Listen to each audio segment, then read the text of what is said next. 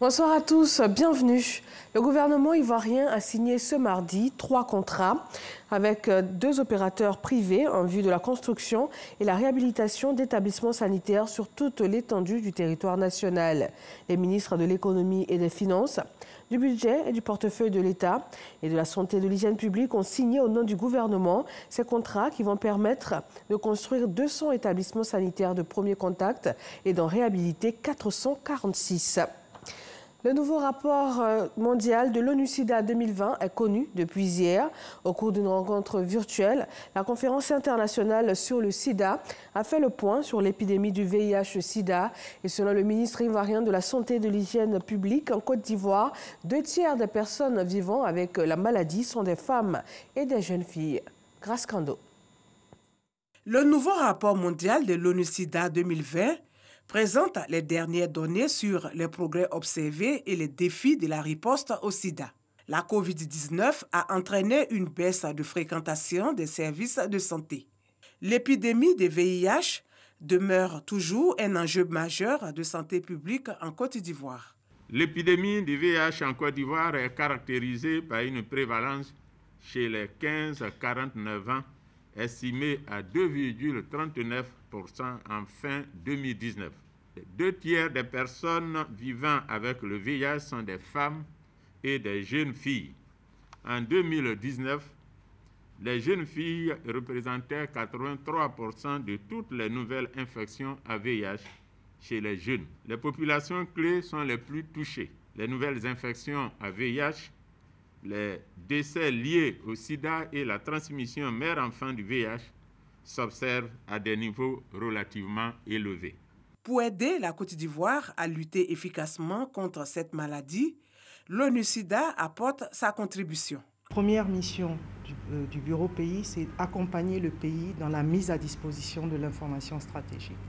Nous avons aussi un rôle dans le plaidoyer pour l'augmentation des financements domestiques. Nous faisons aussi beaucoup d'appui technique pour accompagner le programme national de lutte contre le sida, que ce soit aussi la DIS ou bien d'autres services du ministère de la Santé et de l'Hygiène publique, y compris la Direction générale de la santé. Pour soutenir les efforts de l'ONU-SIDA, il y a plusieurs défis à relever, selon le ministre de la Santé et de l'Hygiène publique. La Côte d'Ivoire doit intensifier les interventions de prévention à l'endroit des jeunes femmes et des populations clés, notamment les travailleurs du sexe, les usagers de drogue, etc. Le taux de transmission mère-enfant est encore élevé. Pour parvenir à l'élimination de la transmission mère-enfant, la Côte d'Ivoire doit intensifier la prévention transmission mère-enfant. Au dire du ministre Aka Awele, la Côte d'Ivoire est dans la bonne dynamique. En plus de ces efforts, un plan ambitieux a été élaboré en vue d'éliminer le sida comme problème de santé publique. Le ministre des Sports Dan Haut-Pelin a procédé hier à l'ouverture de l'Institut national de la jeunesse et des sports INJS. Les étudiants qui n'avaient plus fréquenté cet établissement pédagogique depuis le début de la crise sanitaire pourront de nouveau reprendre les cours. La ville de Cancan, en Guinée, est le théâtre de manifestations de colère. Ce mardi, des centaines de jeunes sont dans les rues pour protester contre les coupures intempestives d'électricité. La circulation est paralysée et les commerces fermés. Cette marche est organisée par le mouvement citoyen pour l'électrification de la Haute-Guinée. Il réclame la construction d'un micro-barrage hydroélectrique et aussi l'érection d'une centrale solaire.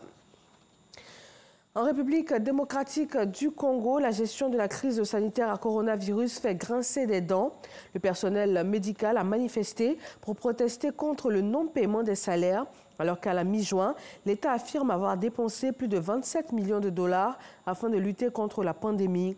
Autre raison de mécontentement, le professeur Mouyembe, en charge de la coordination de la riposte, dit avoir reçu à peine plus d'1 million de dollars pour la lutte contre la maladie.